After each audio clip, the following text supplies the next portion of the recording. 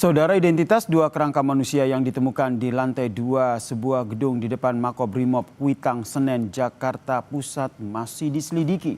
Polisi kini tengah memeriksa sampel DNA dari keduanya.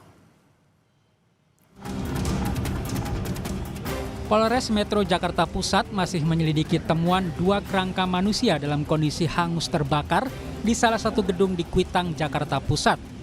Gedung yang berdekatan dengan markas Brimob itu terbakar saat demonstrasi akhir Agustus lalu. Rumah Sakit Polri masih memeriksa sampel DNA dua kerangka tersebut.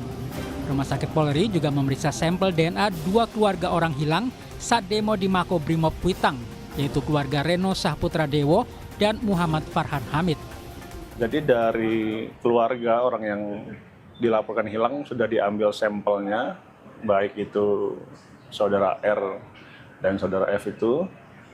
Mungkin hari Rabu kurang lebih katanya akan keluar hasil dari forensik Polri.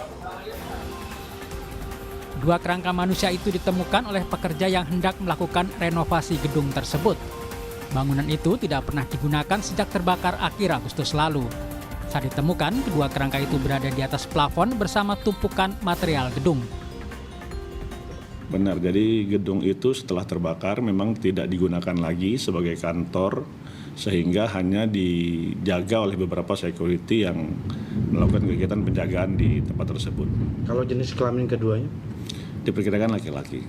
Nah, ini ada hubungannya nggak dengan beberapa orang yang hilang saat aksi unjuk rasa Agustus lalu?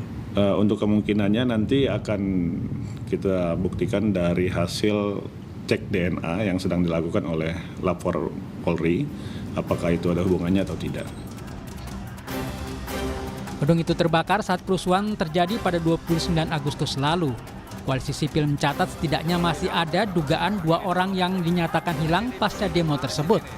Dua orang yang masih dinyatakan hilang adalah Reno Sahputra Dewo dan Muhammad Farhan Hamid.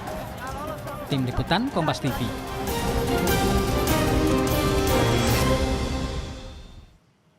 Saudara, Pengadilan Militer